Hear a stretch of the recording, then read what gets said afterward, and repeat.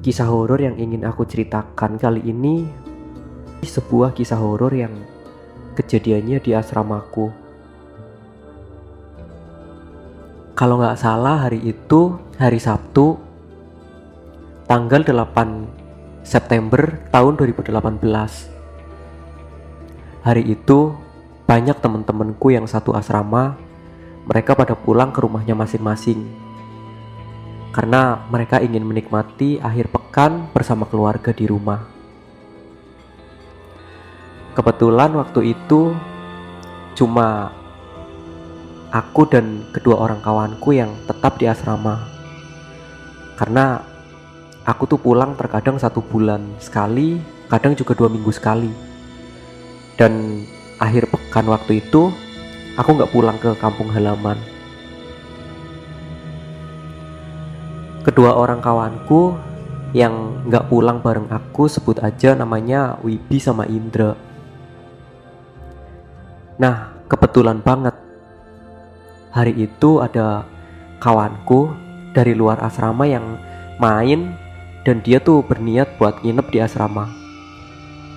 Buat sahabat yang belum tahu, aku informasikan lagi kalau aku merupakan seorang penyandang disabilitas tunanetra, dan aku bersekolah di salah satu sekolah luar biasa yang ada di salah satu kota di Jawa Tengah. Kembali lagi ke cerita, kawanku yang datang ke asrama itu merupakan non-disabilitas ya. Dia tuh kebetulan sekolahnya deket sama sekolahku dan dia sering main di asramanya aku. Dan malam itu karena kebetulan dia juga anak kos, dan di kosnya dia juga dia sendiri, akhirnya dia tuh berniat buat nginep di asramanya aku. Nah, otomatis sore itu kami langsung izin sama pembimbing kan, bahwa ada salah satu anak dari luar asrama yang mau nginep di asramaku. Karena pembimbing juga udah kenal sama temanku itu, jadi beliau tuh langsung memperbolehkan ya. Sebut aja temanku itu namanya Rian. Beliau langsung memperbolehkan Rian buat nginep di asramanya aku. Dan malam minggu itu kami habiskan dengan ngobrol-ngobrol bareng, gitaran bareng di teras asrama sampai hampir pukul 10 malam. For your info, di samping asramaku itu merupakan sebuah lapangan sepak bola, tapi antara asramaku dan lapangan sepak bola itu dibatasi sama sebuah tembok besar yang cukup tinggi ya. Di atas tembok besar itu juga diberi kawat berduri sebagai penolak tamu tak diundang.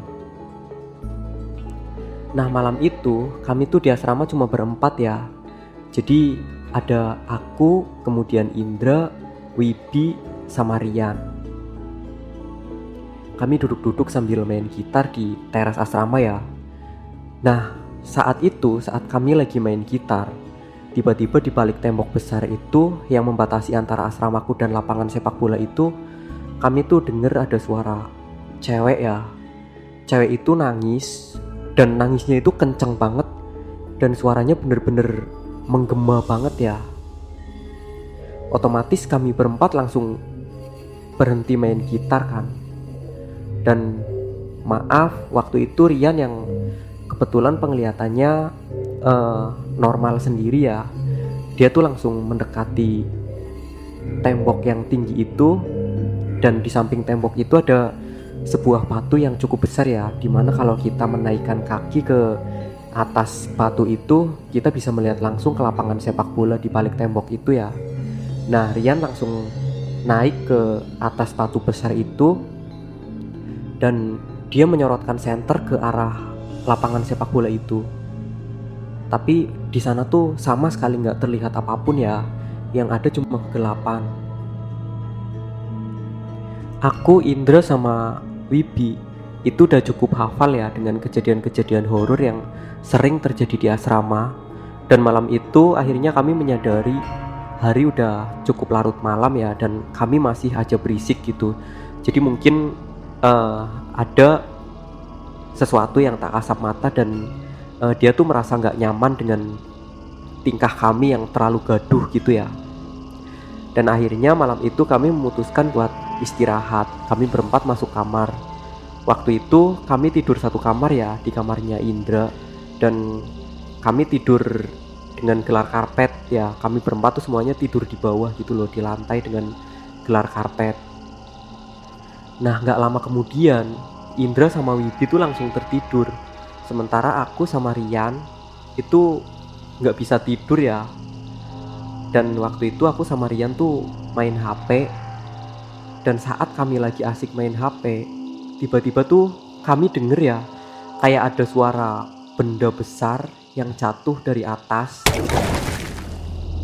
Dan suara itu berada di kamar mandi ya.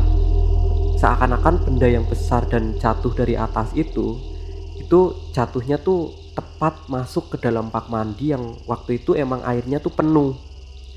Jadi suaranya cukup keras ya, kayak benda besar yang masuk ke dalam air itu kan suaranya cukup keras gitu ya. Sampai Indra sama Wibi yang udah tertidur aja ikutan kaget. Dia langsung tanya suara apa sih itu gitu, nggak tahu gitu kan. Nah Rian langsung bangun, kemudian aku mengikuti di belakangnya ya. Sementara Indra sama Wibi yang emang lagi ngantuk-ngantuknya, dia mengekor di belakangku. Kami berempat tuh pengen ngecek kira-kira benda apa yang jatuh dari atas terus masuk ke dalam bak mandi itu. Apa mungkin ada genteng yang pecah? Tapi kalau genteng kayaknya nggak mungkin, itu suaranya terlalu keras ya.